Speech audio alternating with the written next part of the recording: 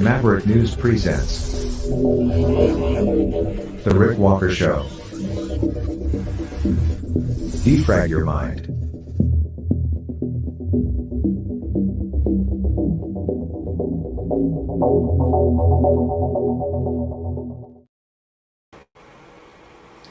Welcome back to the Maverick News Channel. Hello, Maverick family and new viewers. Great to have everybody here. Lots of stuff to go over tonight. Axe the tax. The nationwide protest got some legs, got some traction. It happened. People were out in many locations across the country, in Alberta, at the border between Alberta and Saskatchewan, in Edmonton, out in BC, out in the Maritimes, in Quebec. In fact, some people marched on foot, walked on foot, really not marched, they walked on foot from the nation's capital to Quebec, just over the border, just a hop, skip, and a walk over to see some friends in Quebec because apparently they were prevented from making their way over to Ottawa and the nation's capital. Police doing their thing out there, not always keeping people happy, sometimes making people kind of sad. We'll tell you why from a few of the different locations, and we have our own report that I've put together that we'll dig into when we come back after our first break. But I should also preview a few of the other stories that we're going to talk about tonight, specifically more protests in Israel, calling for the resignation of the government there and Benjamin Netenyahu because of the way they're handling this war in Gaza. A lot of people, especially some families of the hostages, not pleased at all with the way the government has been addressing things.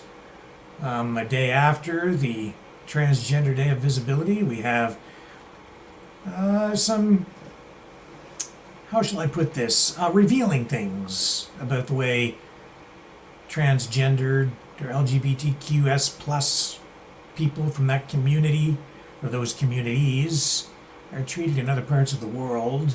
Trump, yes, his stock may have gone up in value in Truth Social, or at least his personal value in the company may have gone up with it going public, but the company lost a lot of money. We'll tell you about that too last year.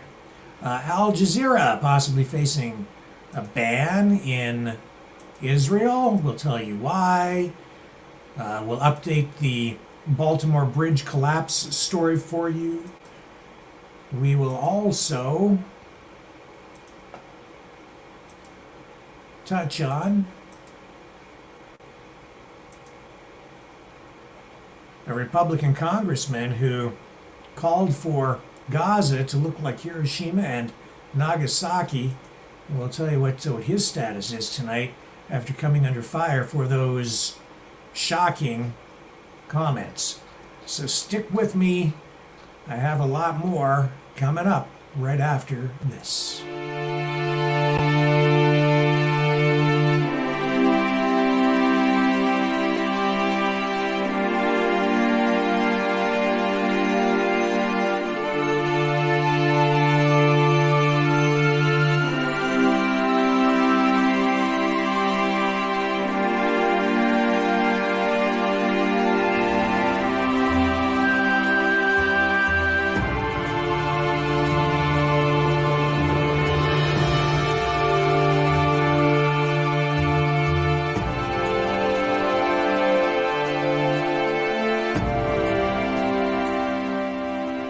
Maverick News.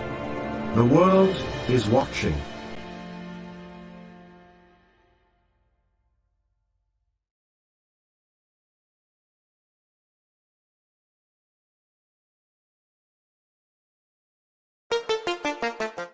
The New World Order. Government overreach.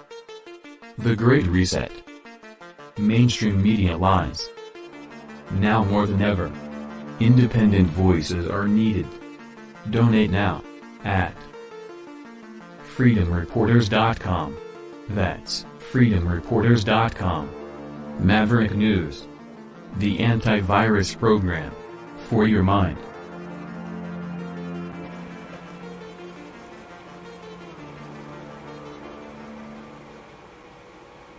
And a big thank you to everyone who has supported this channel with donations. Can't thank you enough. It's, difficult to keep up with all of the thank yous and the correspondence with so many people messaging all the time, and just the daily tasks that we have to deal with around here just to keep the program rolling. But I do very much appreciate the support that we've had. And you can support the channel by liking, sharing, subscribing. If you do subscribe over on our YouTube channels, please make sure that you remember to hit that notification bell. And yeah, Rumble is where it's at. We're not censored over there. We haven't had any trouble at all on Rumble. And so we'd really appreciate it if you would consider subscribing on Rumble, because that's the most important platform for us to grow on. We're picking up some steam on a few of the other platforms as well, where the show is uploaded later for archive purposes, and where other locations where people can watch it on places like CloudHub, BitChute. We've got clips rolling over there on TikTok now, and they're getting some attention, so that really helps as well, just to keep things moving along, especially since it seems like we're probably the most banned news outlet in Canada. I think we've been banned so many times off things, and right now we're on a total ban off Facebook, so it's good to get some traction elsewhere. Now today, what else got traction is this Axe the Tax protest. It wasn't clear how big this thing was going to be, and in some places it was fairly large, and in other places maybe a little bit smaller. Out in the Maritimes we saw smaller crowds. Out in Alberta we saw some pretty big crowds, and we saw some pretty decent attendance in the nation's capital. Now here where I'm at in southern Ontario, there were demonstrations in places like Windsor, and right here I went out and met some of the protesters on an overpass. I did run some of that stuff earlier in the day. I have this report for you now. And, around here, there really weren't any problems with police or any traffic disruptions or anything like that. Smaller community here, but they made quite a splash out on Highway 401, about 1 hour away from the Windsor-Detroit border, on the Chatham-Kent, Ontario 401 overpass. Here's our report.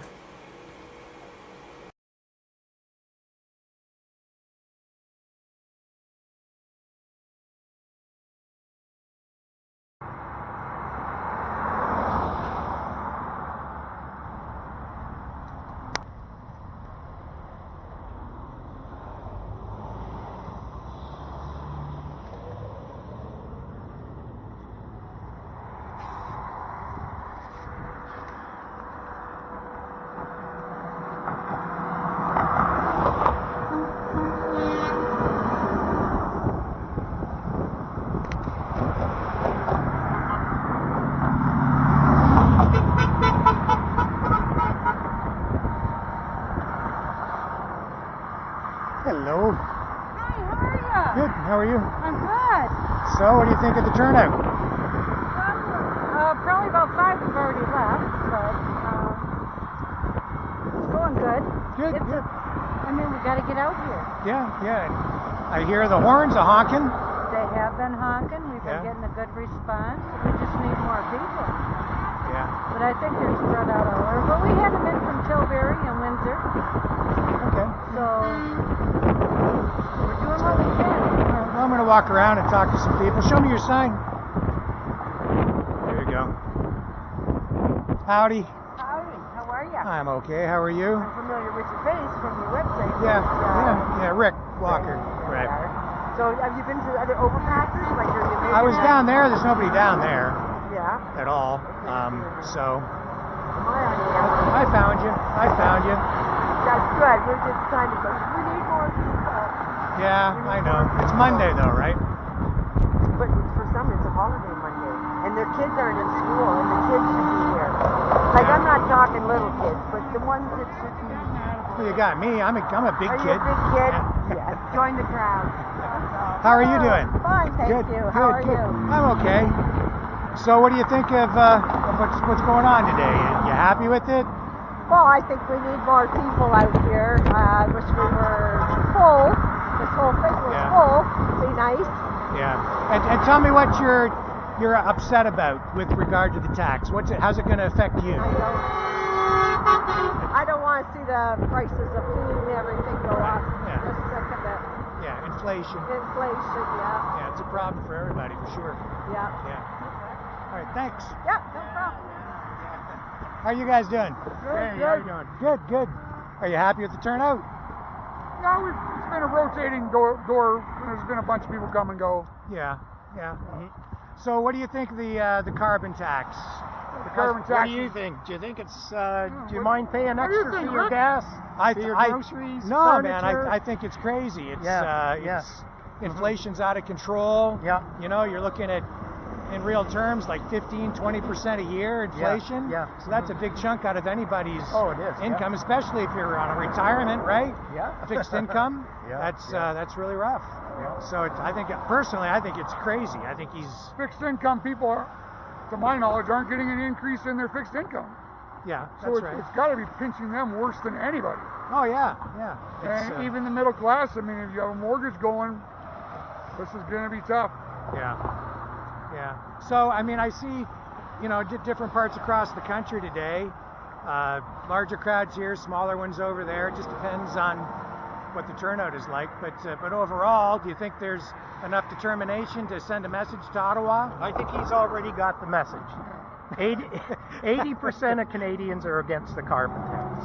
He's Yeah. got the message, but he can't call an election. Right. Definitely. He's right? gonna lose. He's going to lose. He doesn't care about the message. The message doesn't matter to him. The agenda is greater than him. He's just a puppet doing what he's told. Not that he's not for it, but he's being handled and he's doing what he's told because he knows his future and he wants the future to be there for him with that group. Yeah. I mean, so yeah, I don't know what else to say. I just disappointed in the fact that there's not more people today. Disappointed in the people who drive underneath the bridge and have the "what are you doing" look on their face. Well, I hear a lot of horns honking too. Yeah, though. but we get a few of the other end of the spectrum, and that I don't mind either because then I know where they stand. Yeah.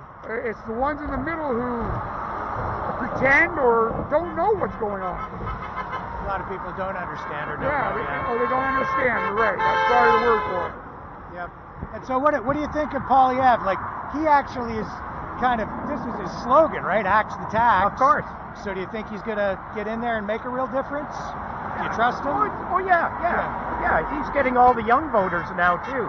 All the young voters used to traditionally vote Liberal, but they're all on his side now. They are pissed right Can't now. buy a house. Yeah. You can't They can't buy a house. Yeah. Yep. My daughter said 2 weeks ago, "How am I ever going to buy a house?"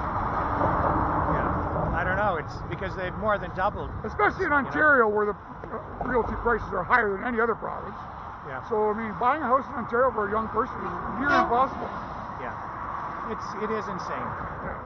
I don't know. And now with the interest rate gone up, and anybody who is afraid of that is still afraid it's going to go to 10%. Yeah. So they're not going to take a mortgage even at 5%, which, over the past is not that high. But I mean, that's 5 prime. They're paying 8 or more already. Yeah. So you can't sustain over 10% interest on mortgage. You'll never pay it off. Yes. At today's housing prices. Right. Sure, my parents bought a house for $35,000 at 10%. Well, that was different. Although our parents didn't make that much money. Yeah. So it was all relative. Yeah. Wages are going to have to go way up to compensate, and it's just They a can't. vicious cycle. Right. That's right. They can't. Just like you said, vicious cycle would be created. Yep. Same with the minimum wage. I mean, I don't know. I don't know what the answer is. I just know that people need to make a stand and show their support either way. Take your pick. Yeah, well, I mean, I've got my views on it. I think they need to grow the economy to grow our way out of it, but that means more productivity. We're one of the poorest productivity countries on the planet. Right. I mean, so you got to make major changes. Major changes. Thanks to Trudeau, he's got so much red tape and regulations. When anyone wants to invest in this country, they turn around and hijack it. Yeah. There's too much red tape. Open up a mine? No way. You can't do it. Right. Yeah. Open up business? No. It takes years and years to get over all the regulations. Very true. Yeah. And people just invest in the U.S. instead. Yes. And that's what's happening. Yeah. And that goes for houses too, right? They have so many regulations and permits that they have to get, and then people stand in the way of development, and there's all kinds of problems. So, Yeah. You're absolutely I'm right. done. I'm gonna go down and talk to these guys. Yeah. Thanks. You go ahead. Hey, how you doing? Good. Howdy. How are ya? Good. So, how's the carbon tax going to affect you? Well, in my opinion, I pay enough taxes already, okay? Instead of the massive corruption that's going on in our government, like the Arrive scam, $80,000 app going to $60 million and they can't find the money, that's just the tip of the iceberg of the corruption. So take all the corruption money, all the money we're sending to Ukraine, and I'm not saying we shouldn't help Ukraine, I'm just saying all the money we send to all the other countries around the world could be used for their climate agenda instead of taxing us again. Look at your paychecks and see how much money goes to you and how much goes to the government. Yeah. Okay? Look at the hydro. Your taxes, they put tax on top of a tax, GST on top of the carbon tax. That's wrong. It's just we're taxed enough. Take the tax money that you're already getting from us, which is enough, and use it properly instead of mismanagement and corruption. Like mismanagement, putting tampons in men's room. Well, maybe we should put the morning after pill in men's room, right? But that's how much sense it to be politically correct. Now that contraceptives are going to be covered, we should put the morning after pill in men's rooms. Exactly. It leaves you speechless. I know. Things don't So make any sense. today we're here to axe the tax. Pierre Poilievre called me here. He's my leader. Okay, Pierre Poilievre.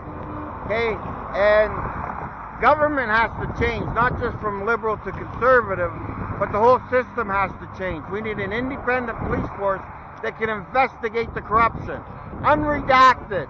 Okay, you can't have what's going on. Okay, maybe a Crime Stoppers for government. So any government employee that outs corruption would be get a big reward, just like Crime Stoppers for the government. And that makes sense. And if an MP doesn't answer a question in question period, fine them. You don't answer a question with a question. It's question period. Answer the damn question. Okay. The whole government system has to change. How senators are elected, we should have elected senators, not appointed senators, appointed judges, liberal, like whoever. It doesn't matter if it's liberal or conservative. There's a monster. It has two heads. Right now, the liberal head is sticking up. Conservative head is down here. It's always been that way. I'm 62 years old. It's always been that way. I have never been politically active until Trudeau called me names. Okay, and that's it. And now, tampons in men's rooms, I've been out here since mid-February by myself. A couple of days a week, a couple hours at a time. I have health problems, so it's hard for me to do, but I do it. And the first and third Sunday of every month, I have a small group coming up. I cannot believe this bridge isn't full. Million honks. This bridge, every bridge across Canada should be full. I know there's a Trans-Canada Highway shut down in Alberta, other things going on. Tomorrow I plan on going to the MP's office in Windsor, NDP and Liberal. They're the ones that are keeping this tax. You pay enough tax already. Use that money wisely and do your job. And a pay raise.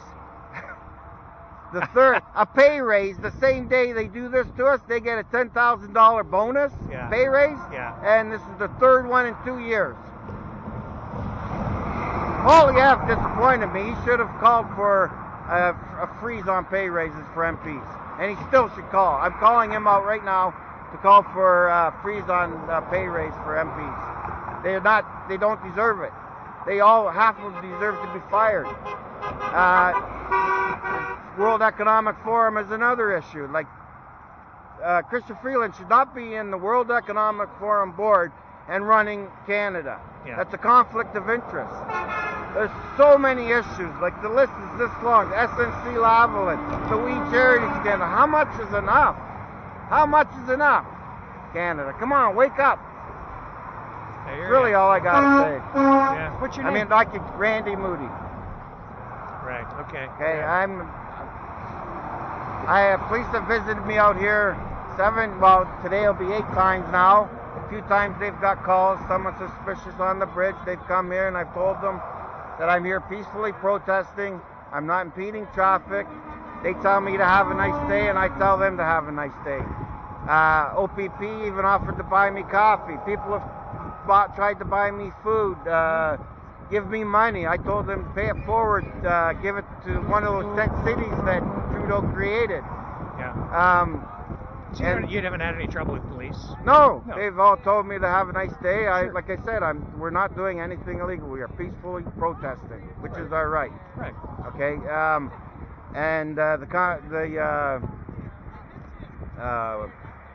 What do you call it? Not our Constitution, but our Bill of Rights or the Charter of Rights and Freedoms. Yeah, Charter, yeah. Says that we are guaranteed good governance, and we do not have good governance. So for that reason, there should be an election now, not a year from now.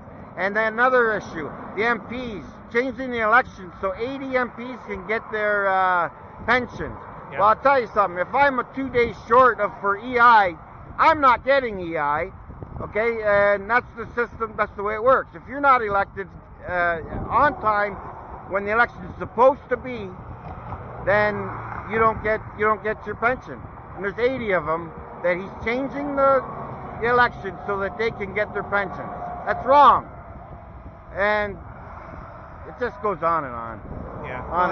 He constitutionally has to have election sometime in 2025. So. Well, it says it's supposed to be the 21st or something, and they're delaying it a week so that these 80 MPs can get their pension. They're 3 days short. So, like I said, if I'm 3 days short of my EI, I'm not getting it. I don't know. Yeah. Well, thank it's you. Just very frustrating. Thank you very much for talking to me. I appreciate All right, it. no problem. All right. How you doing? Good. So, how's the carbon tax going to affect you? I'm a bit camera shy, but I'm not one to say much. All I know is we're paying too many taxes as is already. So. Yeah. And when they're saying, well, if we don't, how do I want to put this? I mean, we're paying thousands of dollars in income or in carbon tax, but then they're like, well, we're going to give you $100 back. Well, that doesn't make up for it. So. It doesn't make sense, does it? No, it doesn't. No, it doesn't make sense at all. Getting a lot of horns honking support? There's quite a bit. I haven't been out in a while. Today's my first time being out again, so not in the best shape to be out here. I see that. What'd you do to yourself? Hunting deer with a motorcycle. Broke my legs. I broke my both bones in this one leg. So. I'm glad you're on the mend. Yeah, thanks, guys. Okay, thank you. Have a good one. See ya. You too. See ya. Yep, you have a good day. Thank you.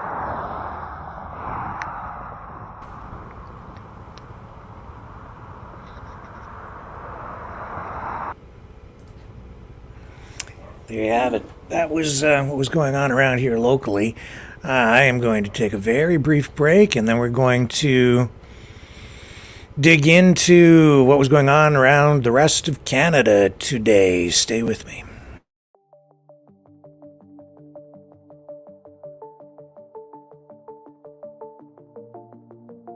Greetings, brave Mavericks. Our quest for truth continues. We go beyond fake news. Together we expose propaganda. Together we pull others out of rabbit holes. We are maverick thinkers. We are all unique individuals, defenders of individual rights and freedoms, credible, trusted, grounded in reality. Maverick News, Maverick News. Defending free speech, free speech. Donate at freedomreporters.com. Do it now. Tomorrow may be too late. Maverick News. The world is watching.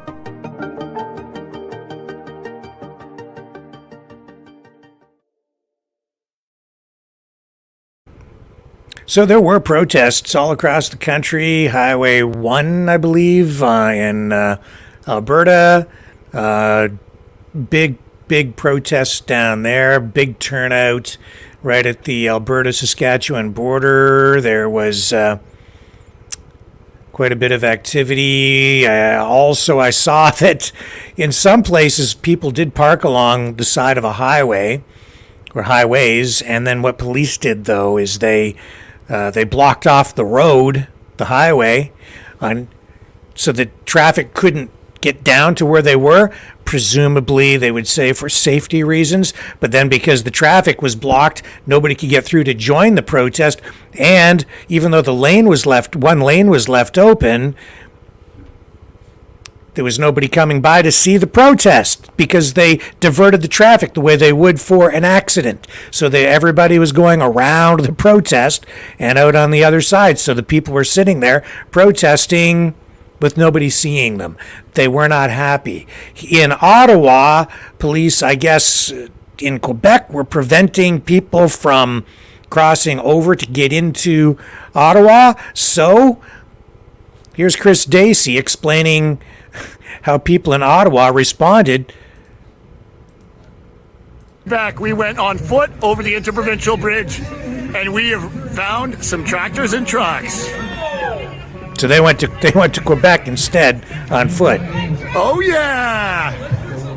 Our number's recorded, Casey.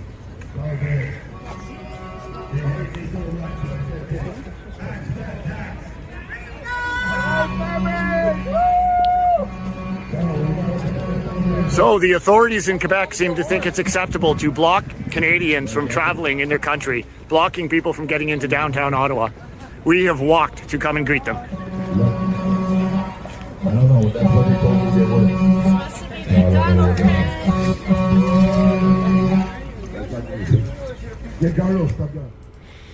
You definitely got to check out Chris Dacey's work. I'm sure that most of you are already familiar with what he does.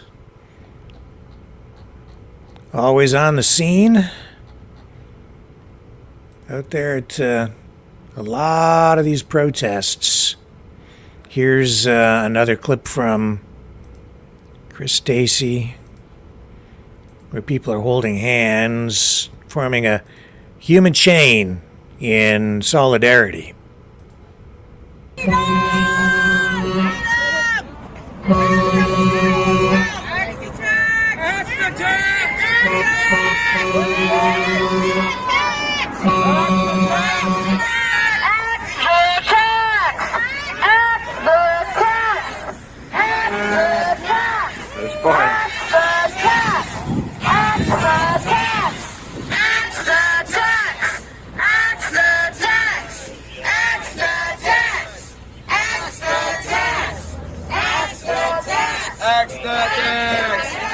Come on, to do extra tax.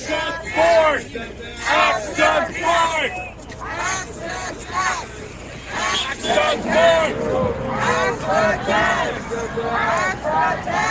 force! You can hear it from the Portage Bridge between Ontario and Quebec. Axe the tax.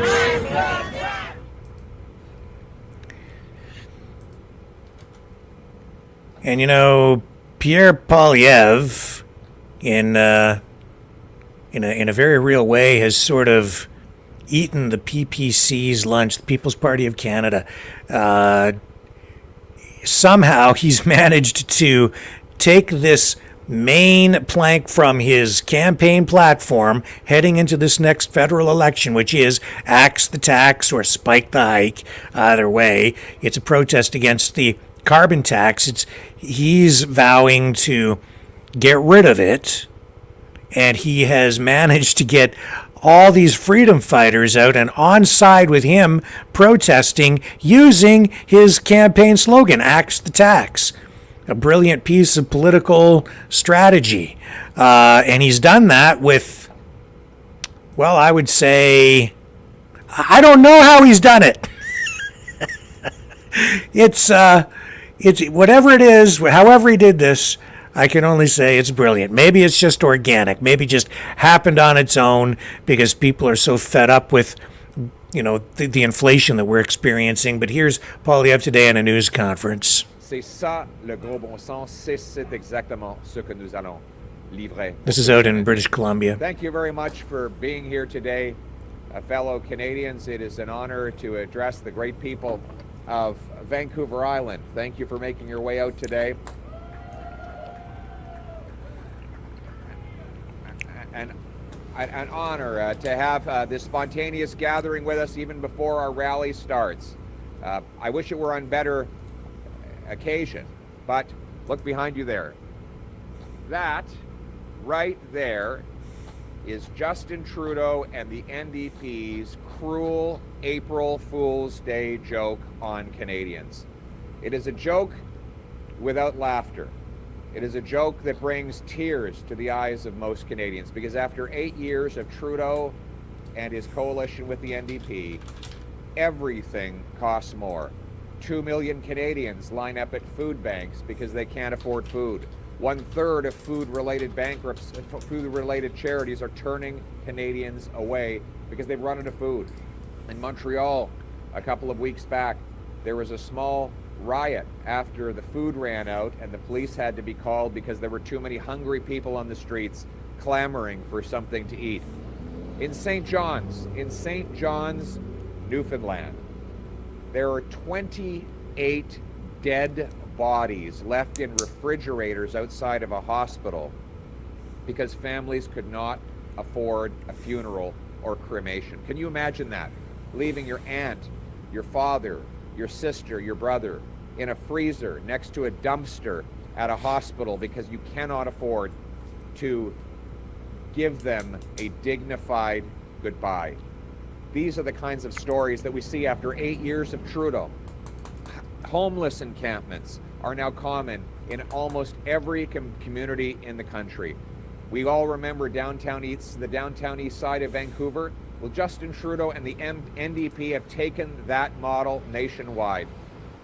They've doubled housing costs with rent, mortgage payments, and down payments now costing twice what they did 8 years ago when Trudeau promised to lower them.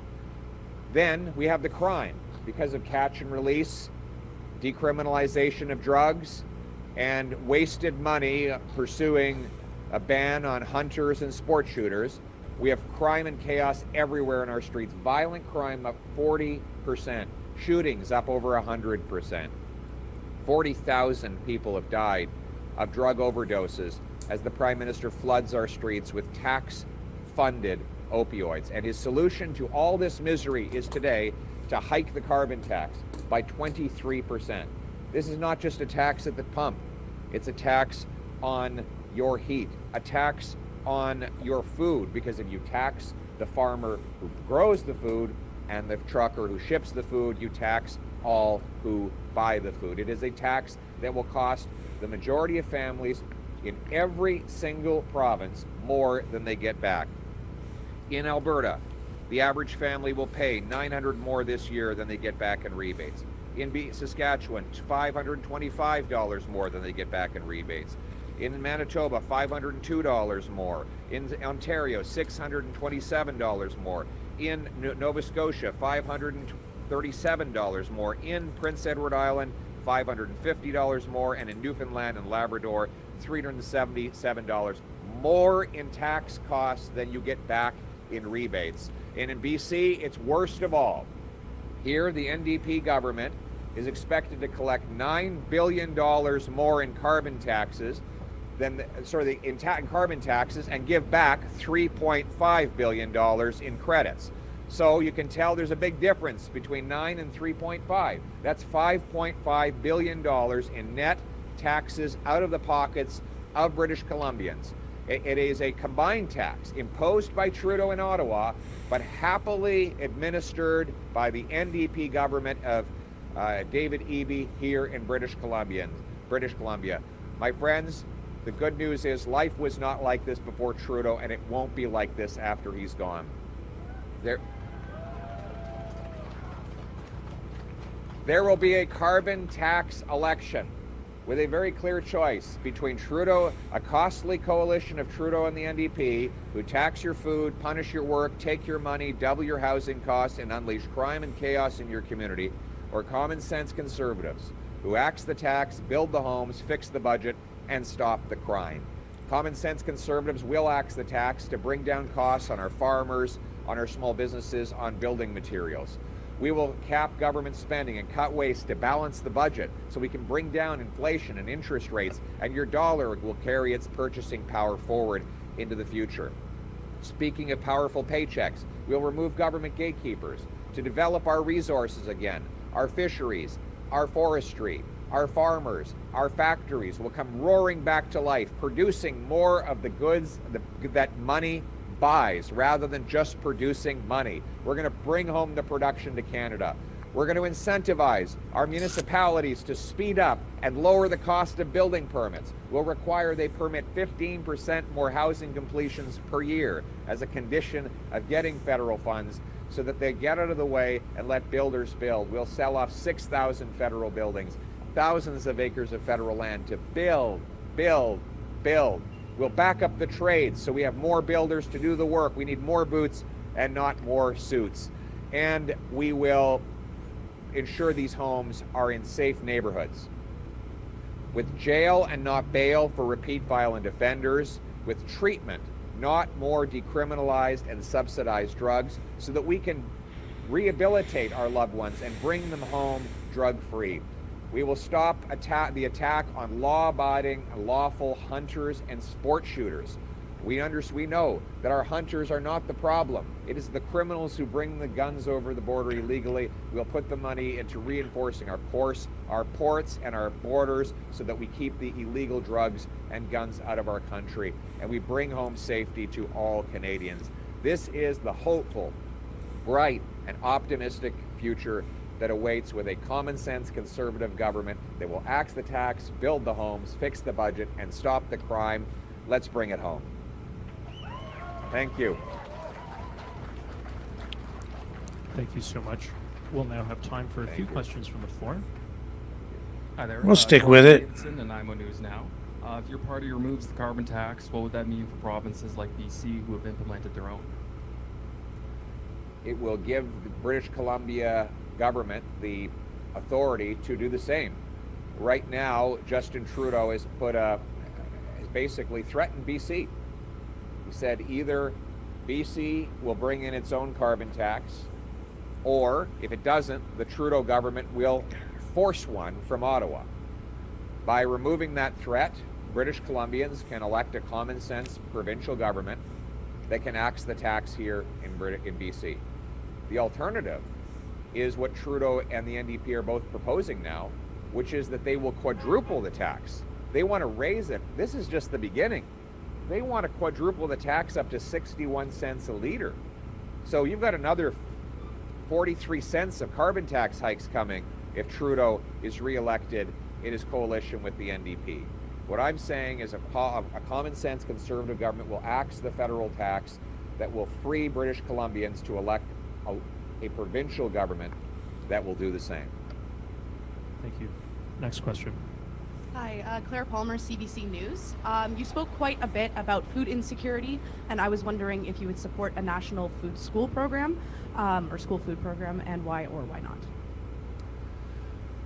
Well, after 8 years of Trudeau, 1 in 4 school children is going without enough food.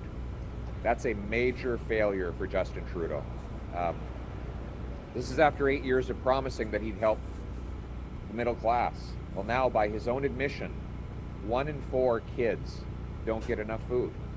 I find it ironic that he's promising a federal food bureaucracy in Ottawa the same day as he raises taxes on food. His carbon tax on the farmer who grows the food and the trucker who ships the food is a tax on the single mom who can't afford to buy the food. I'm reminded that he brought in an affordable housing program. And what did that do? It doubled the cost of housing. So my common sense plan is to axe the carbon tax to lower the cost of food for everyone so that we can reverse the malnutrition that Justin Trudeau's 8 years have caused. Thank you. Thank you. Next question. Drea Humphrey with Rebel News. You've made it very clear if you form government, you will axe the carbon tax. But will you also withdraw us from the underlying United Nations Paris Accord agreement, which allows us to be unfairly taxed on our emissions while giving China a pass? Well, we will not be unfairly taxed on our emissions, and I will not give China or any other country a pass. We will reduce emissions and costs, but our approach is completely different than Trudeau's. His approach is taxes, mine is technology. His approach is to raise the cost of traditional energy that we still need. My approach is to lower the cost of alternatives. His approach is to put up stop signs in front of our workers. My approach is to green light green projects. We need a massive abundance of clean, green, emissions-free energy by giving fast permits and responsible permits for hydro dams, nuclear power, carbon capture and storage, offshore tidal wave power. These are the kinds of power sources that I will bring home by granting quick but responsible approval so that they can go ahead. That will mean abundant, affordable, clean energy that brings down emissions and the cost of living. Trudeau wants to drive production to dirty dictatorships. I want to bring it home, powerful paychecks for our people. Thank you. Thank you. Next question. Hi, Kendall Hansen from Czech News. Nice to see you in Nanaimo again. Just wondering, in terms of the Conservative plan, how would you reduce greenhouse gases? I know you touched on that a little bit, but we haven't really heard a fleshed out plan from the Conservatives on how you're going to reduce greenhouse gases. Again, our approach is to lower the cost of alternatives rather than raising the cost of traditional energy we still need. That means quickly approving hydroelectric dams in, for example, Quebec, which needs to double its output of hydroelectricity over the next several decades in order to meet the demand for emissions-free energy. We need to green light tidal wave power off the East Coast, the kind that Trudeau blocked with years of bureaucracy. We need to speed up small modular nuclear reactors that will supply clean, green, emissions-free electricity onto the grid. We need to support carbon capture and storage that will allow industry to put emissions back underground where it came from. In other words, where Trudeau proposes taxes, I propose technology. Where he proposes to raise the cost of traditional energy we still need, I propose to lower the cost of alternatives.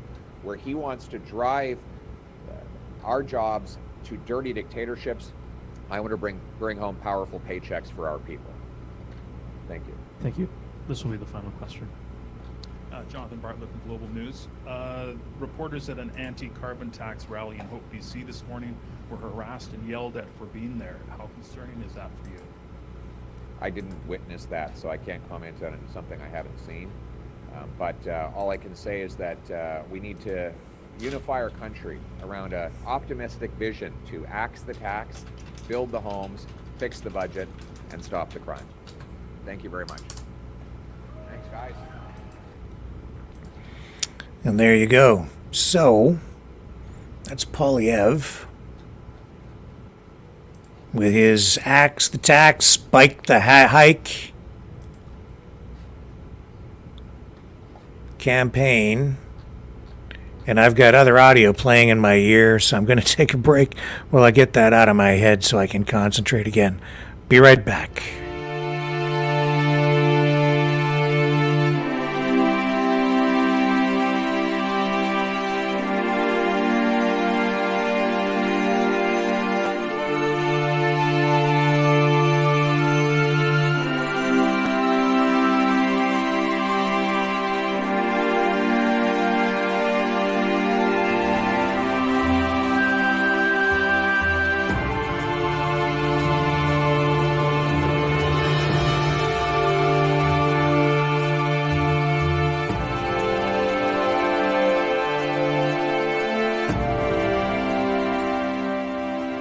Maverick News.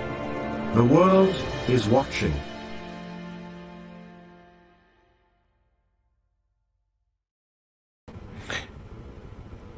So as I said, I don't know how Pierre Poilievre has managed to win over all of, well, I don't know if all of the freedom fighters are supporting him, but it seems like he's picked up the bulk of them, at least for this protest. Will that translate into enhanced support during the next election? If so, it will come clearly at the expense of the People's Party of Canada. You know how he didn't do it, though? I'm certain he didn't do it with the mainstream media, because people within the freedom community do not trust the MSM very much. Apparent today, as mainstream media showed up in various locations to cover this nationwide Axe the Tax protest. This is the CBC showing up at one of the locations, and they were not well received. How do you work for them? Seriously, how do you work for them? It's like WEF all the way. Do you know who they are? Do you know? Do you know what Trudeau's doing? He's killing everybody, man, with the facts and everything. Like, you support that. How can you sleep at night? How do you sleep at night? You're reporting this. They're funding you to report whatever he wants to say. And how can you do that? How can you do that to Canadians? You're trading. You're traitors like hell. How can you do that? Shame on you. Amen, sister. Shame. How do you... So they left. I guess they probably shot some B-roll, that's video, and then they left. No interviews. I don't think they got any interviews. And this is, I'm sure that a lot of you are still familiar with Rachel Emmanuel, who has been on this program a few times. Great reporter. Definitely got to, check out her work. She is out in Alberta and has, I believe, the #1 podcast now in that province. She was out on the road today, shooting some video, and captured another interaction, we'll call it, between mainstream media, City News, CBC, and freedom fighters on the highway. Here's how that went. Not well again. Put more money back into people's pockets. Are you trying to get that on TV, though? That's the thing. Look, the easiest way to do this, watch the show tonight. If I change your words in any way, then you'll know that there is some kind of high. Yeah, but in a way, like, you guys already know though. You guys already know this is all across Canada. Oh, I know, absolutely. But that's why we know, and it's kind of obvious what it's about. And you guys would already have access to all the websites anyway. The problem is, our job is when you have that clip on TV, right? That's it. It's just to say. I mean, absolutely. That's exactly what you're City. So not CTV, not Global, not CBC, City. Let me tell you, I'm going to show you something on the phone. I mean, put more money back. You might get that on TV. So he was looking for a clip, a soundbite. Doesn't look like he got one. no trust. No trust left.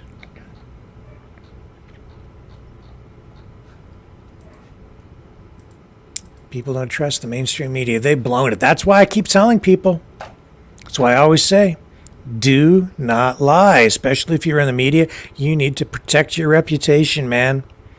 You have to have that integrity. If you do not, if you lie and you get caught lying, and the mainstream media did, then people don't trust anything you say after that, even if you're telling the truth. And I'll tell you, like, I go through news of all kinds all the time, and there's some valid reporting still out there, but how do you know if you can trust it when they've been caught in a lie? But that goes for the independent media too, frankly. You should be scrutinizing everything. Just because the MSM sometimes has been caught lying, and a lot during the pandemic, it doesn't mean necessarily that the other side is automatically just telling you the truth either. So be skeptical of all of it. As much as Pierre Poilievre has gained some political ground with today's Axe the Tax protest across the country, and I would say fairly successful protest at that nationwide, the Liberals are coming for him. They're trying to chip away at that huge lead that he has. Here's just a look at the way that they're trying to attack him. Pierre Poilievre wants to cut your carbon rebate, they're saying. This from the Liberal Party account on X. It says, taking money away from 8 out of 10 Canadians, but his climate denial would cost you more than your rebates. It would stop Canada's progress in fighting climate change. Let's stop him. And there's the graphic that they're using with that. It looks like it's probably going to be used for a billboard, if it isn't already. It's from the Stop Pierre Poilievre from Cutting the Canada Carbon Rebate Liberal Action campaign.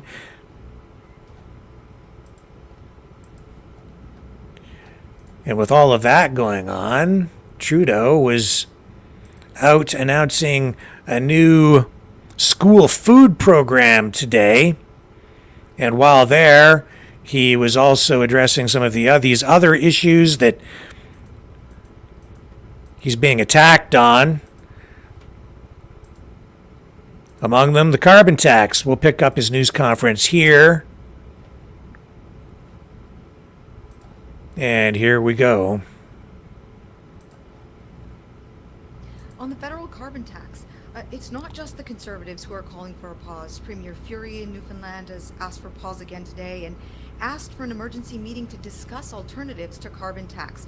Will you hold such a meeting?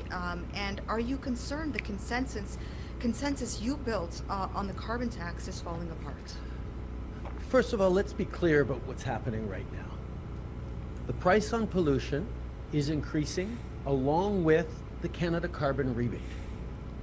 We are effective in putting a price on pollution that is driving down emissions and leading the way not just in protecting the environment for the future, but on sparking the kinds of innovation and upgrades that companies and individuals are doing to their homes, to their businesses, so that we can be both better for the environment and more competitive. This is the kind of leadership that Canada is showing and has shown over the past 8 years as people around the world look to our success at transforming our economy to be less carbon emitting.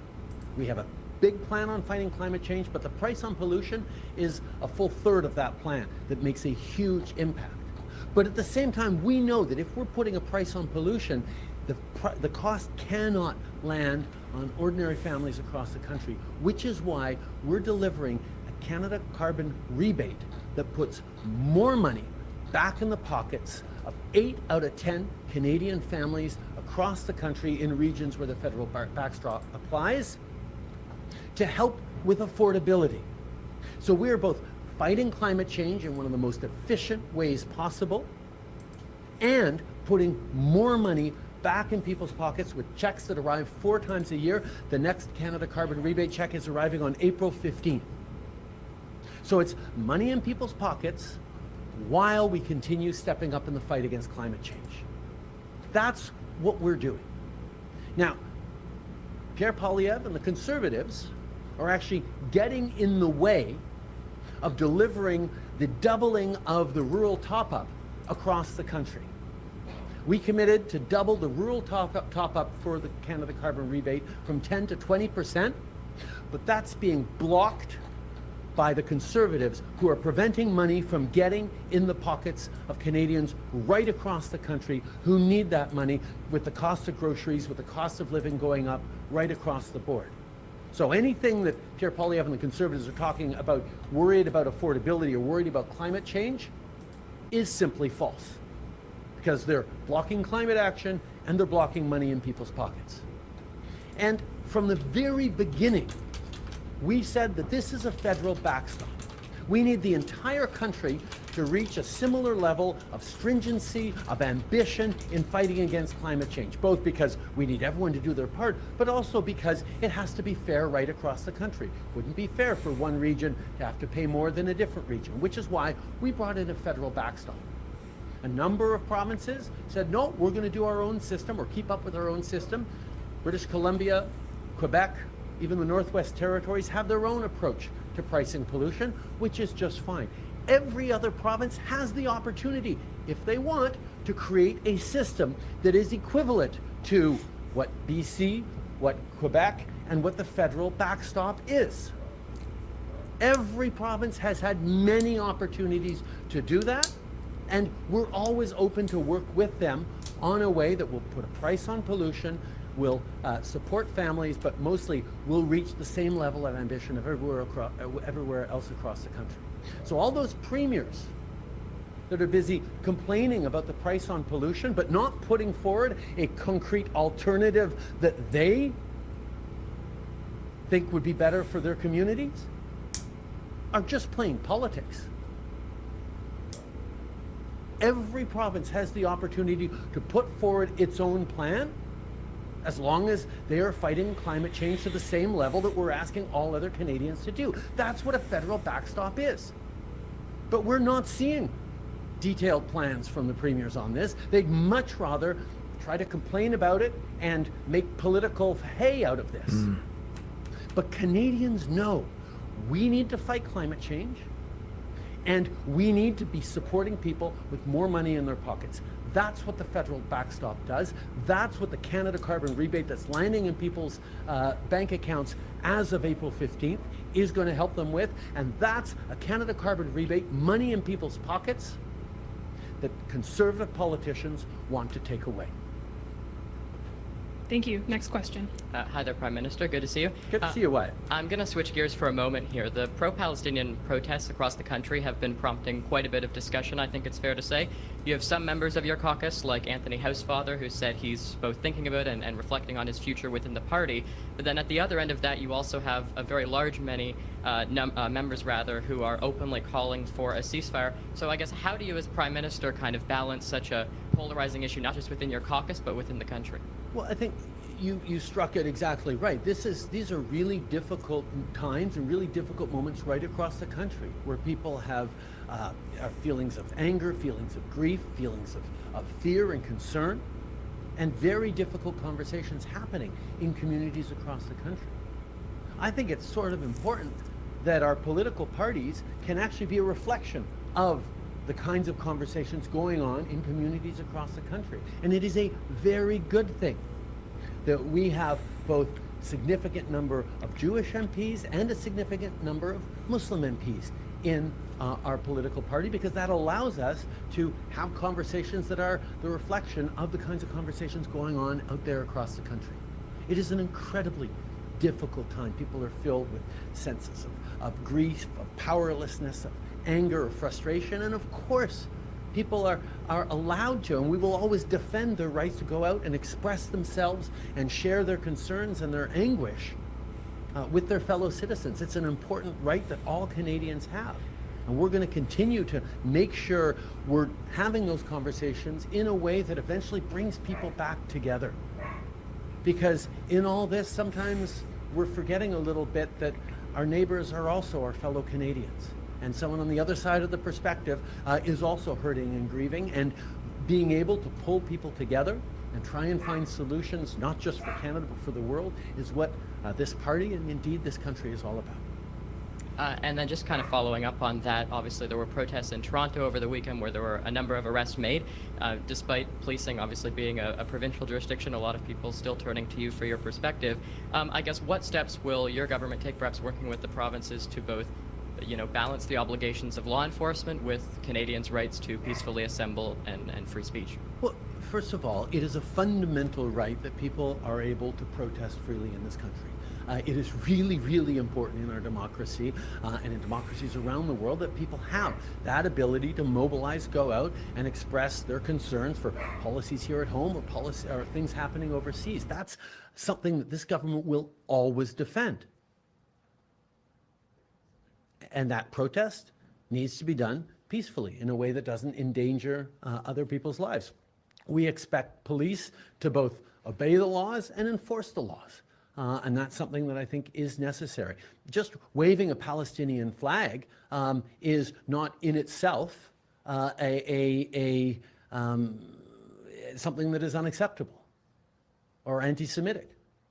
People are allowed to express their concerns on every side of the event. It's when you start making people feel unsafe in their neighborhoods, in their schools, in their communities, that we fall into things where police do need to lean in and make sure that everyone is safe and feels safe.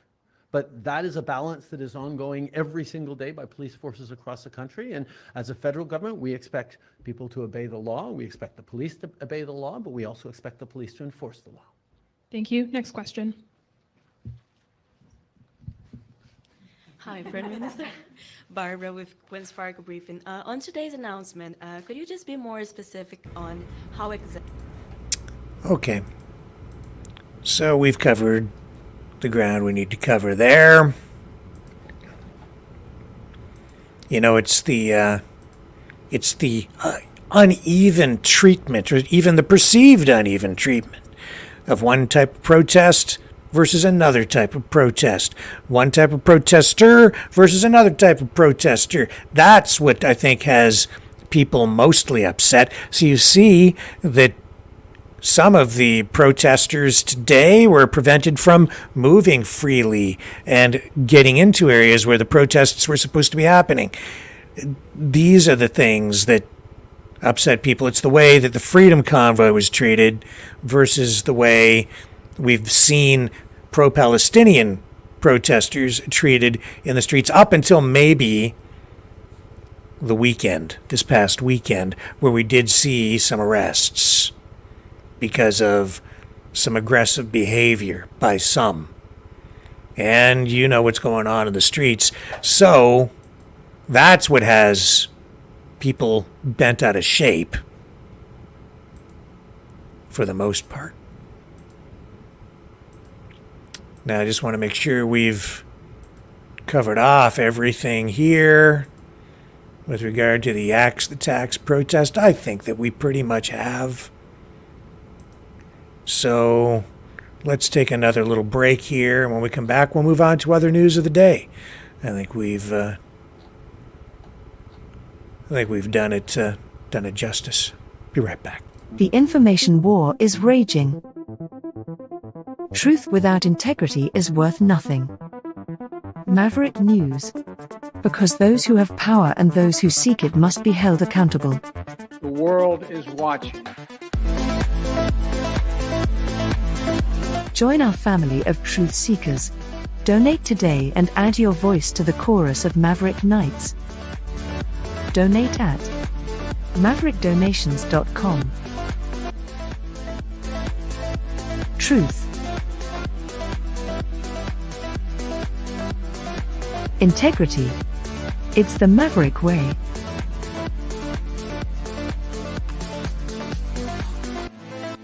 Maverick News. The world is watching.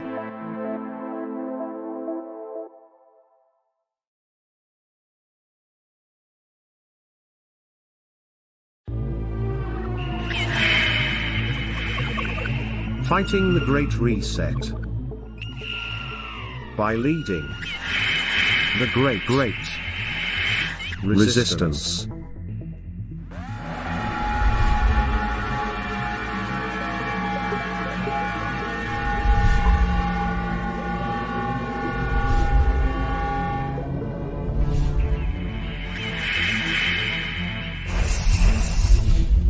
Maverick News. The antivirus programs for your mind.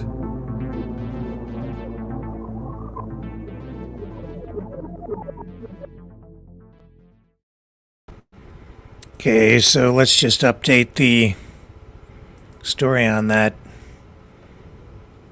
ship that hit the bridge, the Dolly, that hit the bridge in Baltimore, the Key Bridge. If you missed it, this is what it looked like.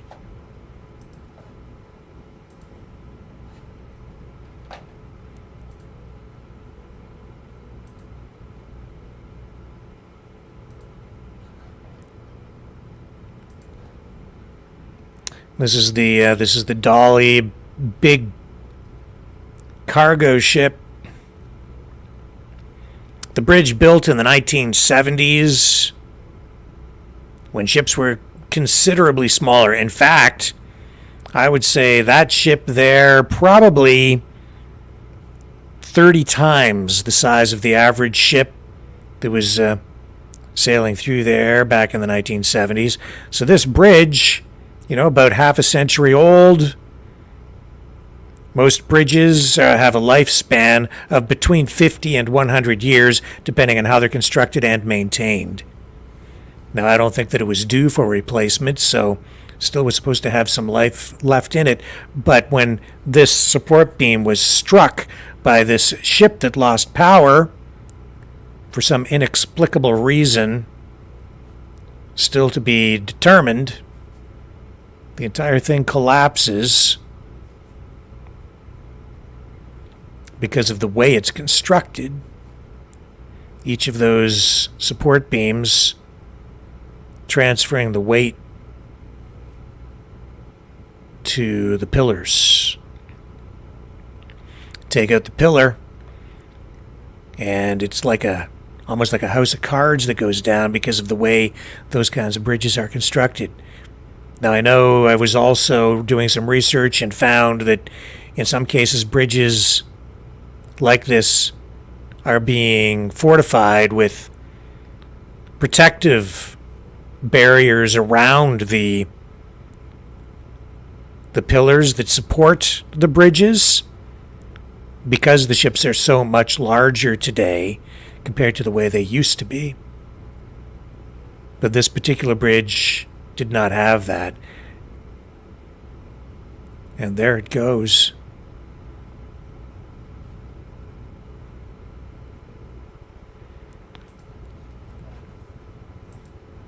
So what they're doing now is they are working still to clear debris and clear a channel around the debris and around what's going to be left there, so that they can start to get some ships out of port.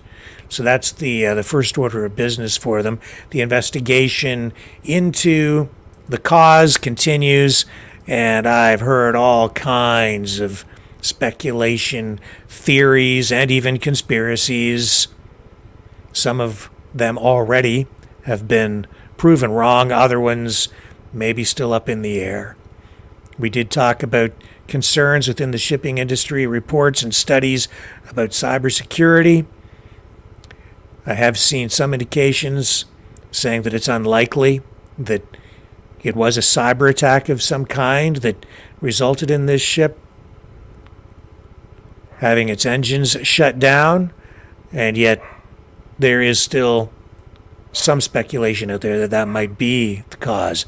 All I can say is I'm going to sit back and wait for more facts to learn what might have happened here before drawing any conclusions one way or another. Okay, there goes Trudeau. So, Donald Trump says he watches videos out of Gaza every night. Reports coming out today saying that even though Trump doesn't talk about what's going on in Gaza very much, he's very in tune with it and has indicated that he does watch video out of there on a daily basis to stay on top of what is going on. And he has actually come out with some criticisms of the way the situation in Gaza is being handled by Israel, recognizing, of course, that it's a public relations disaster, an information warfare disaster for Israel, to be sure.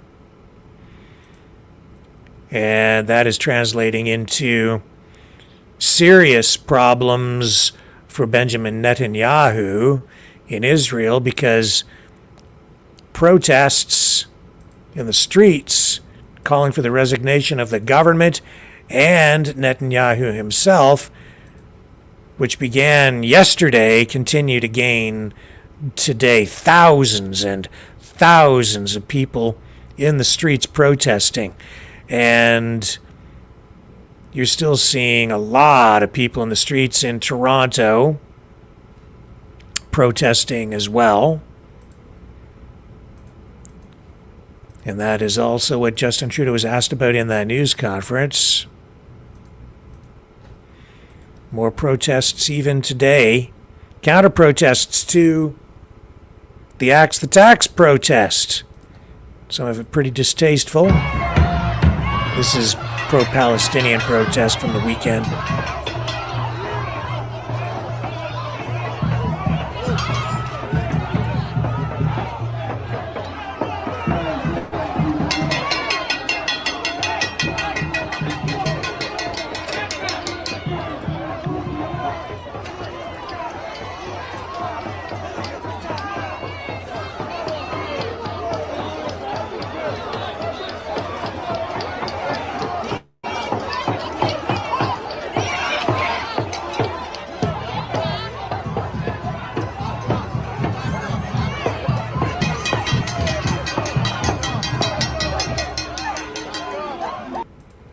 So, not an easy job being a cop, man, with all that pushing and shoving, and oh boy, not an easy job being a protester either. It's getting dangerous out there, I would say.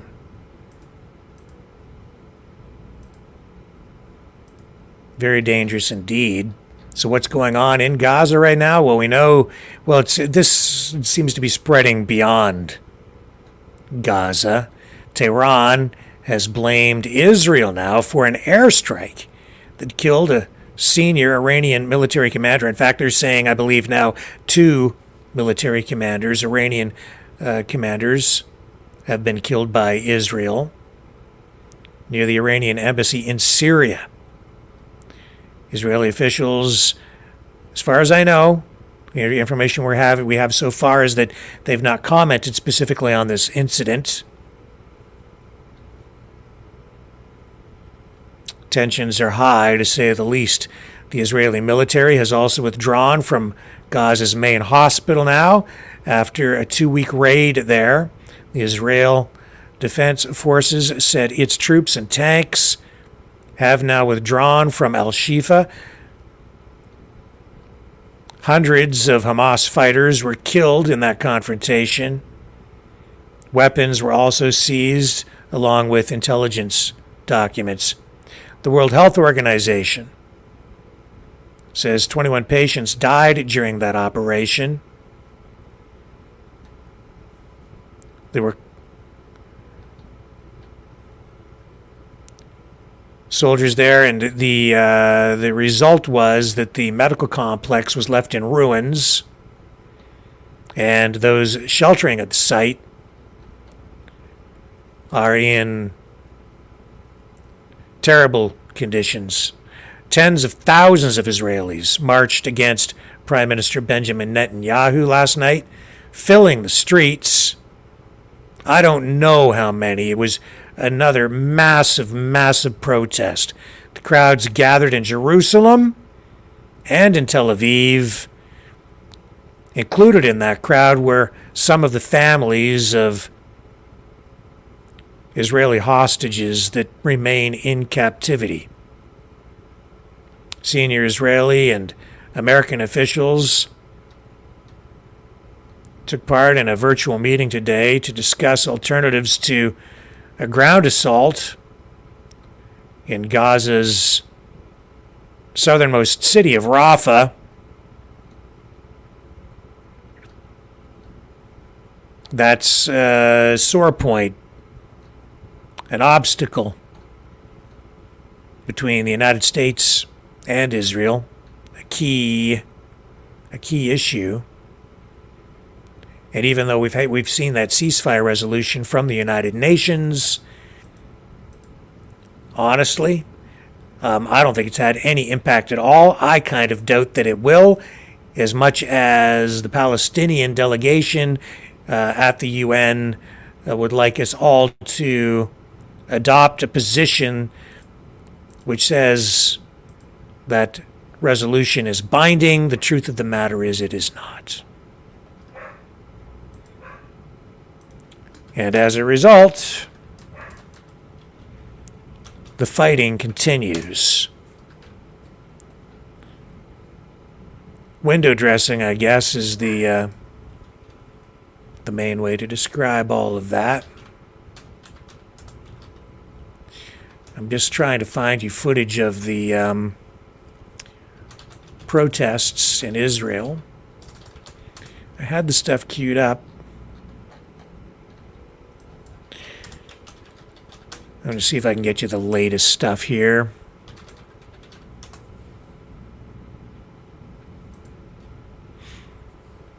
Here we go. This is tensions are running high.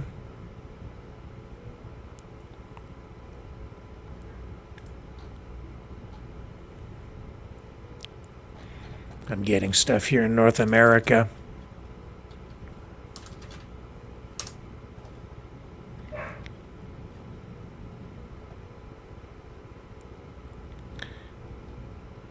This is in New Jersey tonight, just moments ago.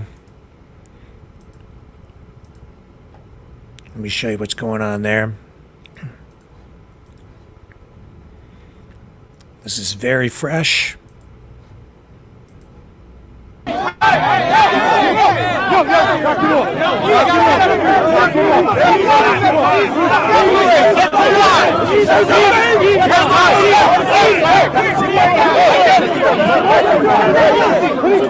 Fucking hands off of him! Fucking hands off of him!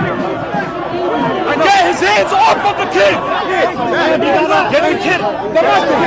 The microphone! All right! It's our fucking job! Do your fucking job! Fucking keep you in your fucking mouth! Go that way! Children! Go that way! Children! Go that way! I have to want this shit! Go that way! Shit!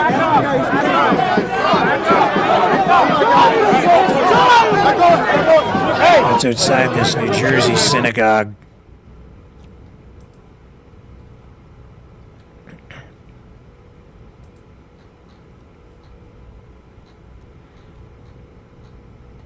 So, here's the footage that I wanted to show you. Originally, these are the streets in Israel. This is what it looks like. Last night and again today, similar sizes of crowds.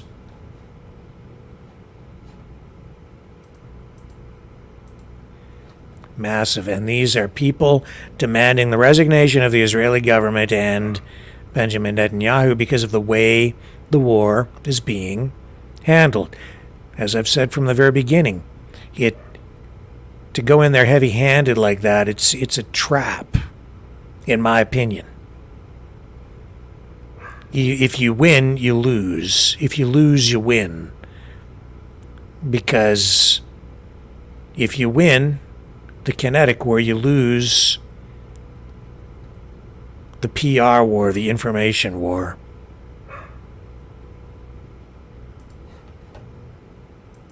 And if you lose that, you've lost. Here's another look from a different angle. This is down to street level. Tensions rise as protests erupt across Israel, demanding for the return of the remaining hostages and the resignation of Israeli Prime Minister Benjamin Netanyahu. Jerusalem witnessed the onset of a 4-day protest following one of the biggest demonstrations in Tel Aviv on Saturday. where the two different protests against the government united. Tens of thousands flooded the streets in Jerusalem, venting their anger and showing their frustration with the government. This really shows that the Israeli public woke up. It is clear today, 6 months after the massacre of October 7th, that in order to win, we need new leadership. In order to bring back the hostages, we need new leadership. Israel cannot allow itself the continuation of Netanyahu's government and its coalition. We need to go to new elections. Over 60 people were arrested on the night of the protest. Police fired water cannons to break up the road blockages by protesters. It's all people in Israel that want he will stop be Prime Minister and move and make some of them want election now. I want my father-in-law home now, so which way, it doesn't matter, just bring them back. As tensions soar, Prime Minister Netanyahu underwent surgery Sunday night, but vowed to return to duty amidst mounting concerns. I assure you that I will get through this treatment successfully and return to action very quickly, very quickly. Two fronts united amid uncertainty as the country faces internal and external pressure.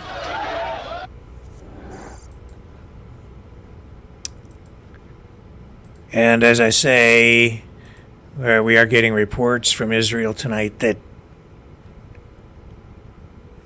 the protesters are back in full force again in the streets.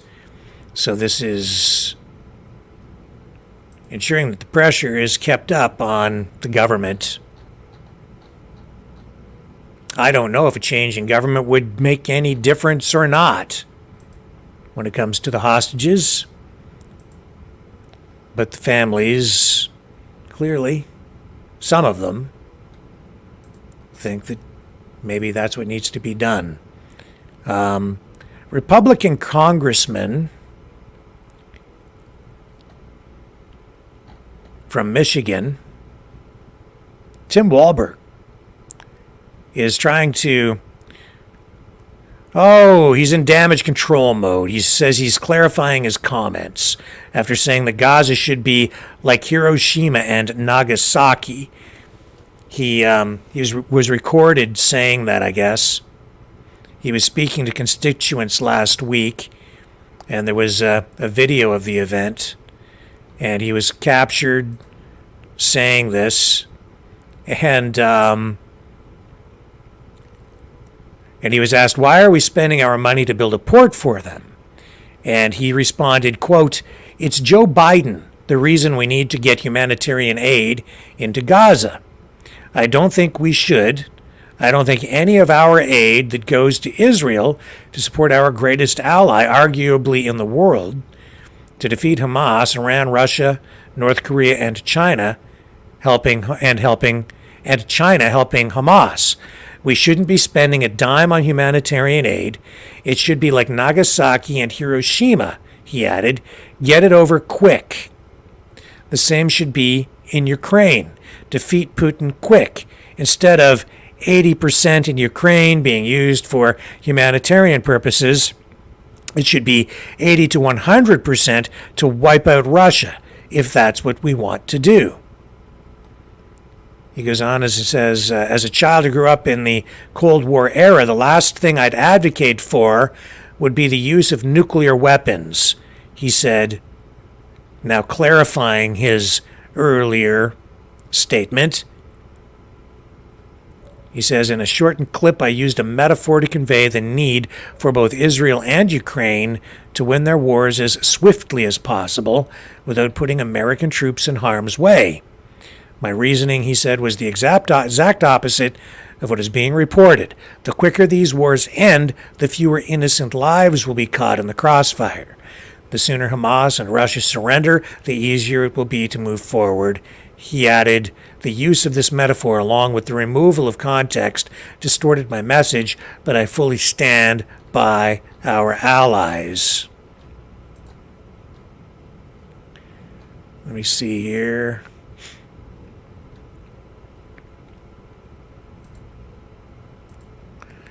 Here's the audio.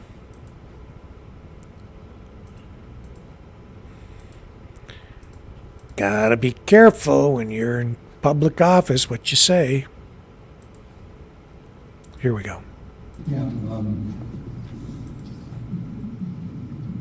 are we spending our money to build a port for them? Yeah, it's Joe Biden's reason. We need to get humanitarian aid into Gaza. I don't think we should. I don't think any of our aid that goes to Israel to support our greatest ally, arguably maybe in the world, to defeat Hamas and Iran and Russia. And probably North Korea's in there and China too, with them and helping Hamas. We shouldn't be spending a dime on humanitarian aid. It should be like Nagasaki and Hiroshima. Get it over with.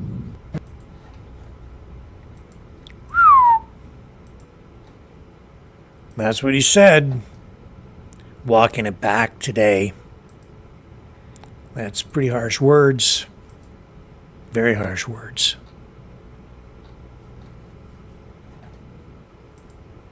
Okay, what else do we have? Oh, hey, how about the gas prices? Talking about that carbon tax. Let's just throw it into reverse, stomp on it, and do a Dukes of Hazzard 180. Here we go. There's Gas Buddy. So how much is gasoline selling for now with the carbon tax increase today on April 1st, April Fool's Day? Anywhere from, well, about $1.41.6 per liter, all the way up to $1.89.2 in British Columbia.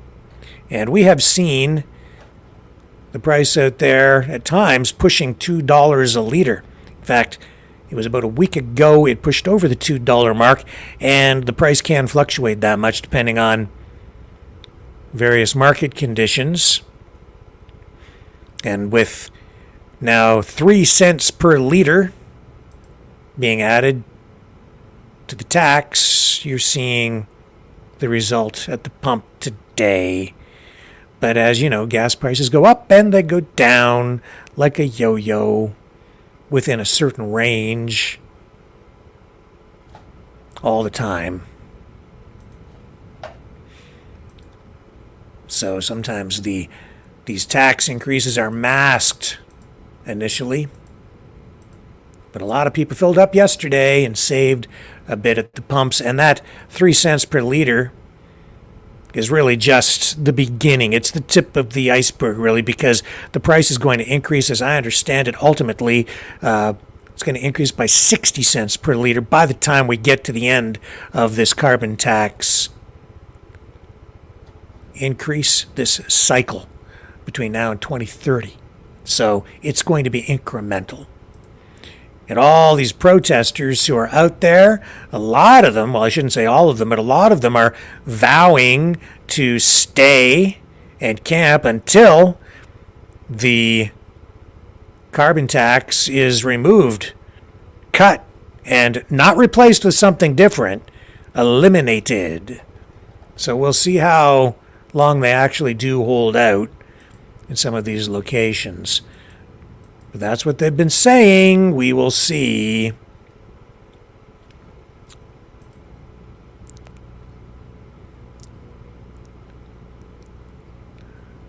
Okay, I want to go to the White House here.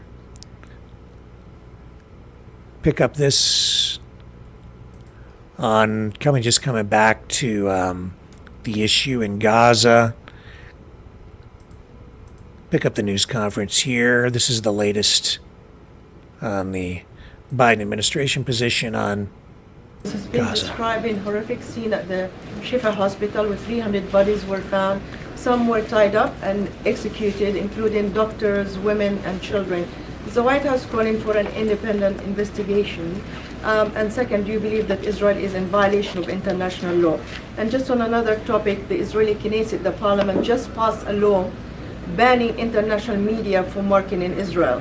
You always call Israel as an ally that you shared value with. Is this a value that you share with?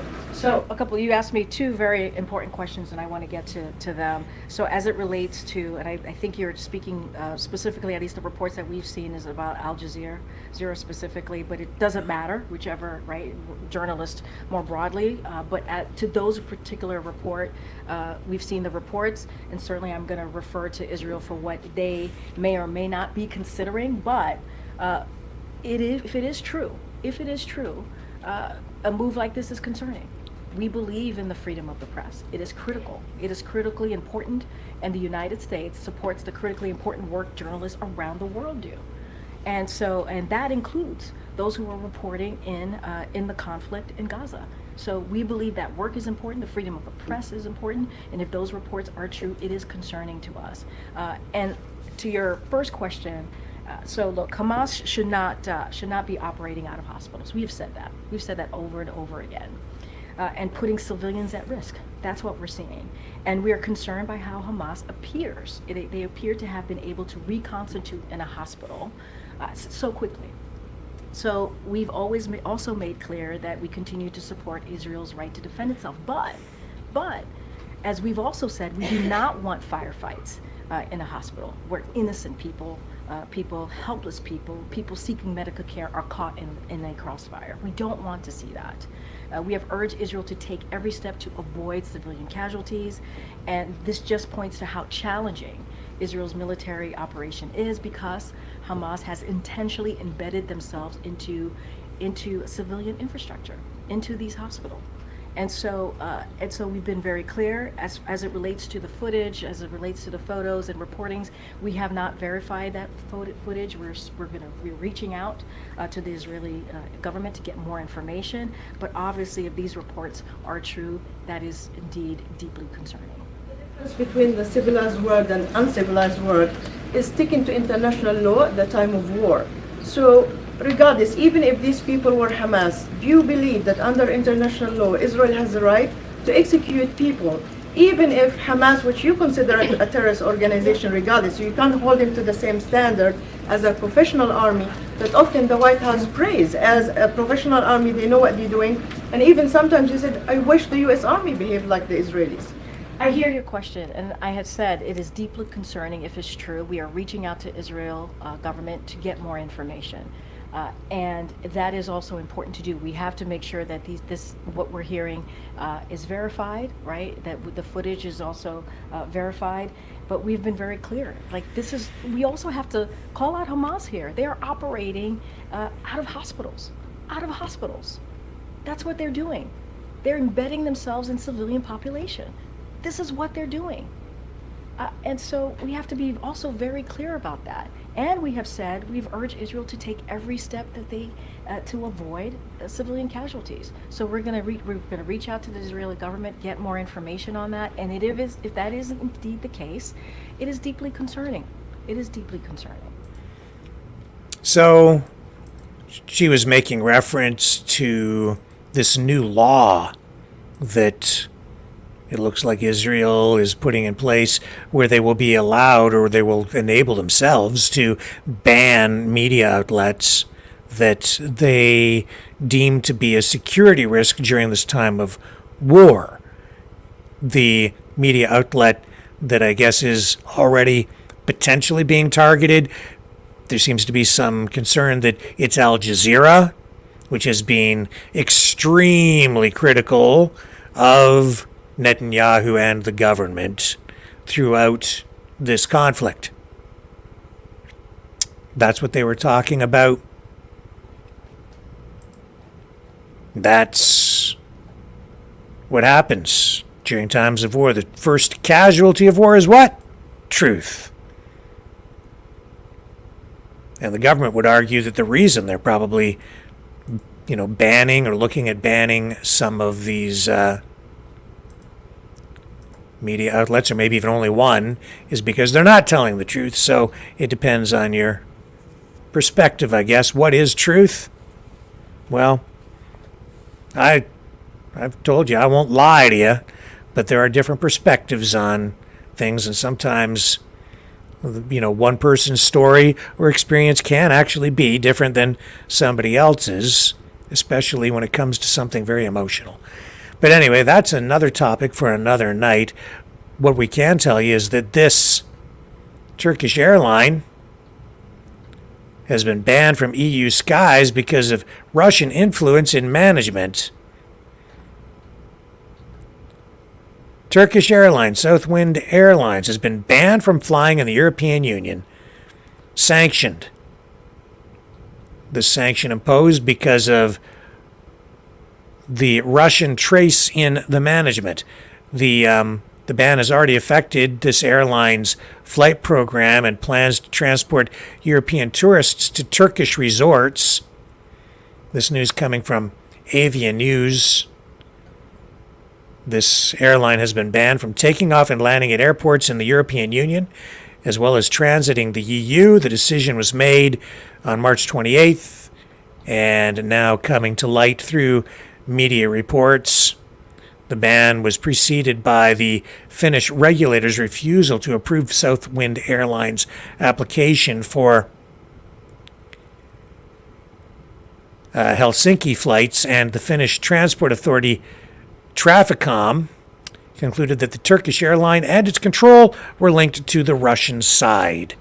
So, worried about Russia. No flights for them. And then there was this. A man rammed his vehicle into the gate at the FBI office in Atlanta. Not a wise thing to do. You might get yourself arrested.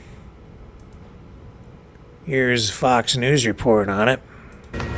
Fox News alert, this happened just after noon. The FBI saying the driver of a vehicle crashed into the gate of their Atlanta headquarters in Chamblee, Georgia, which is northeast of downtown Atlanta. Oops. You can see that vehicle. Looks like it might be an Infiniti SUV. Crashed into that wedge-shaped barricade just past the gate, and an FBI Bearcat vehicle there on the scene. There's another one as well. In a statement to Fox, the Bureau says the car rammed into the employee entrance with the driver attempting to enter the facility.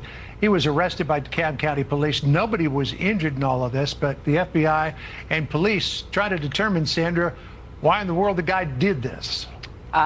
You're left wondering, looking at that and how you think you're going to get past that. For any of us who have seen these FBI offices, we know that they are heavily guarded and gated, and clearly this person decided to go straight through, but was stopped. Oops. I don't know if that's an oops. I'd say that's got to be intentional. Gotta be. What would possess somebody to do something like that? I don't know. Maybe we'll find out over the next 24 to 48 hours. Vladimir Putin. This coming the day. Okay, so yesterday was what? Transgender Day of Visibility, right? So Biden endorsed it. Easter Sunday. That did not make a lot of conservative Christians happy, I'll tell you that. Over in Russia, a completely different approach. I don't know what your opinion is on this, but here's a post saying that 2 gay club managers in Russia have been arrested and added to the country's list of terrorists. It says here that Russia has recognized the international LGBT movement as extremist and banned it back in November of 2023. Obviously, 2 different worlds. I think that's interesting in itself. Vladimir Putin also wants to take on Xbox and PlayStation. He wants Russian-made video games. This coming after multiple games companies stopped operations in Russia. You know, sanctions and then the war, and a lot of companies ended up leaving because of the the sanctions and the financial system being removed from Russia, from the West. And so Putin has ordered his government to explore the possibility of creating its own game consoles. He wants them to take on, in terms of quality, functionality, Xbox and PlayStation. They're working on the hardware right now, which will include portable devices. And I don't know when they're planning on getting this stuff done. But exactly, but the word is they want something. He wants something maybe that's workable as early as the summer of, like some sort of a report as early as June of this coming summer. So we'll see, but word is that it takes about 10 years to fully develop that kind of product for market. So my guess is they'll get it done faster than that. Especially with AI. I bet you they use AI to accelerate the process. Japan is providing Ukraine with $120 million in non-refundable aid. This coming at a time, of course, when Ukraine is in dire need of support. The funding that is earmarked for Ukraine has been delayed in the United States. That's I believe it's $60 billion military aid package being delayed because Trump and MAGA really have tied, and MAGA supporters have tied the money, approval of the money, to domestic border issues, which we have seen.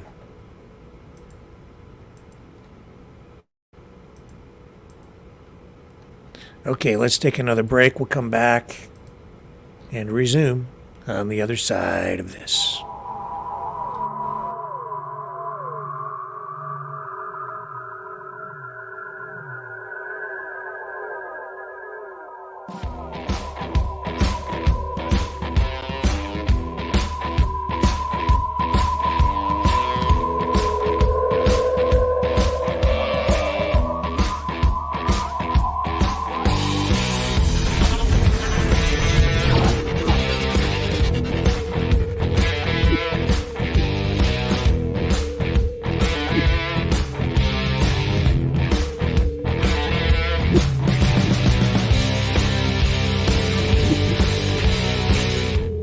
Maverick News.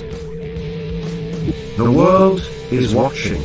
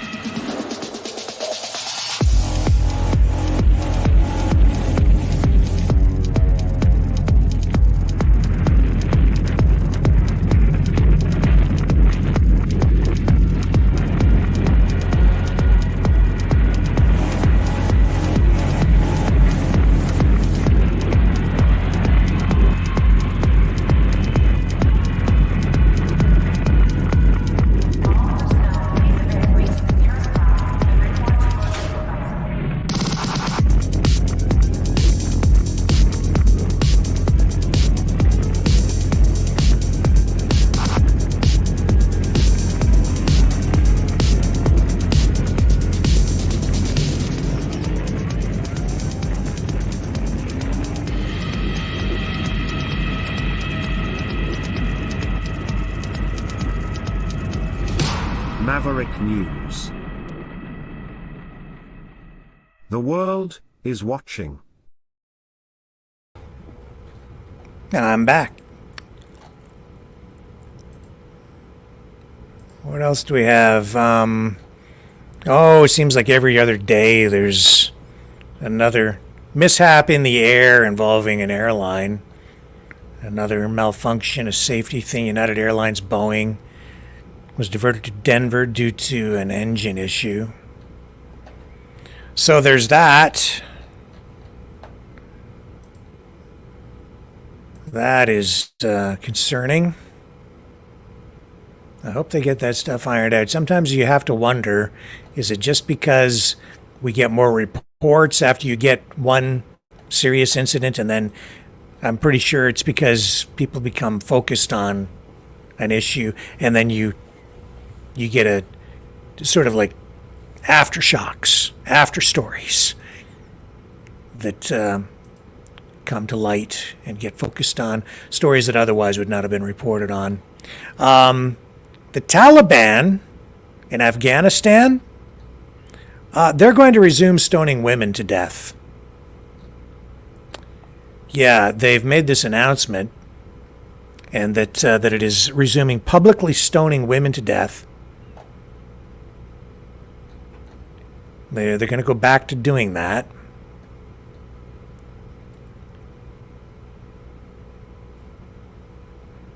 This is stuff that was going on, back as, recently as the 1990s, but was suspended. But I guess they're going to resume. And here, I'll show you. Of course, now the U.S. pulled out of Afghanistan. Old habits die hard, I guess. There you go. Taliban edict to resume stoning women to death met with horror.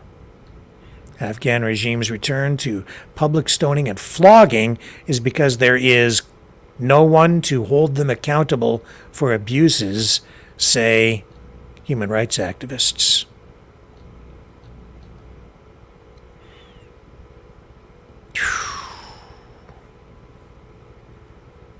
Your quote here says, you may call it a violation of women's rights when we publicly stone or flog them for committing adultery because they conflict with your democratic principles.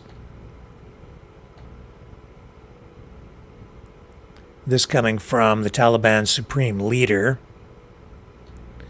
He says, I represent Allah and you represent Satan.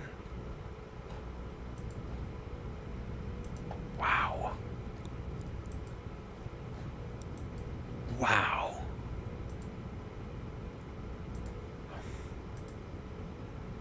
There's truth for you. That's unsettling to say the least. So it's been an event-filled Monday, Easter Monday, April 1st, April Fool's Day. Axe the Tax Protest Day. Quite a day. A lot of protesters still out there, I guess, tonight. We'll see how many are there tomorrow. We'll continue to follow things over the course of the week. Not a bad turnout in a lot of places. I really didn't know what to expect. Just wasn't sure, and from everything we've seen, it was all peaceful everywhere. Well, was it peaceful? In Ottawa, there were some counter-protesters at some high-pitched whistles, noisemakers, and I guess they were assaulting people by putting them right up to their ears. So there was that going on. But overall, I think that the whole thing was pretty peaceful. That being said, these pro-Palestinian protests continue. Now we have the Axe the Tax protests continuing, and I know that the goal is to use today as the foundation and then build on that to create a wave with more and more people joining the protests through the week and then getting to a much bigger number on weekends, and then maybe even beyond that. Now, will these protests have the staying power? I don't know. We'll just have to watch and see what happens. How passionate are people about this? Now I am going to wrap things up for the evening, but I will be back tomorrow night. Just a reminder that if you like what we do here, we really do need your help, and thank you again to those of you who have donated. And I'm going to send out a few email messages this week to some people who are kind of on our mailing list saying thank you for the various types of support that we do receive from people. You can support the channel by donating at freedomreporters.com, and anybody who donates $60 or more, I will send you, that's the SS t-shirt. We need these ones. A Maverick News shirt, $60 or more, and I'll send you one of these for a donation at no extra cost, of course, because I'll just send it to you as a thank you. And I'll send you one of these SST Car Show shirts too. These ones are really nice. They have this metallic, sparkly, embroidered logo on them. And as an added bonus, I do have some of these. I got a few more of these Batmobiles, different types of Batmobiles. I will randomly select one, whether it's the 60s version or the Batman Forever one or the animated series one or whatever. It'll be a luck of the draw for you, but tell me what size of shirt you want. You can have it in any color you want as long as it's black, of course. And I'll send you a bonus Hot Wheels if you donate tonight. So that would be my pleasure to do that. Now, any donation of $30 or more, and I can send you a t-shirt, a Maverick News t-shirt. Be happy to do that as well. You can also donate at maverickdonations.com. That's the Give, Send, Go. And you can always donate using the Rumble Rants. I don't always get a chance to check the chat over on Rumble, so I'm sorry about that, but I try to keep on top, and it doesn't feed through the system here, so I do apologize. But I will be back, folks, tomorrow night, probably at 6 p.m. Eastern Standard Time, Tuesday, trying to line up a special guest for tomorrow night for an interview. I won't name the person because it's not absolutely confirmed, but it should be a great interview. If it doesn't happen tomorrow, maybe it will happen later in the week. In fact, I've got a couple of really good guests that I'm looking forward to having on the program, hopefully this week. And then the next week, I'm going on special assignment to do a little bit of work in the field far away, so the show may be disrupted somewhat next week. Just a heads up on that, which is unusual because we're usually here every single night. But I am working on something, so we'll see what happens next week. However, as I say, I will be back at 6 p.m. tomorrow night here on the Maverick News Channel, where we have the antivirus programs for your mind. Thank you, everybody, for hanging out here tonight. Love y'all. Catch you on the flip side.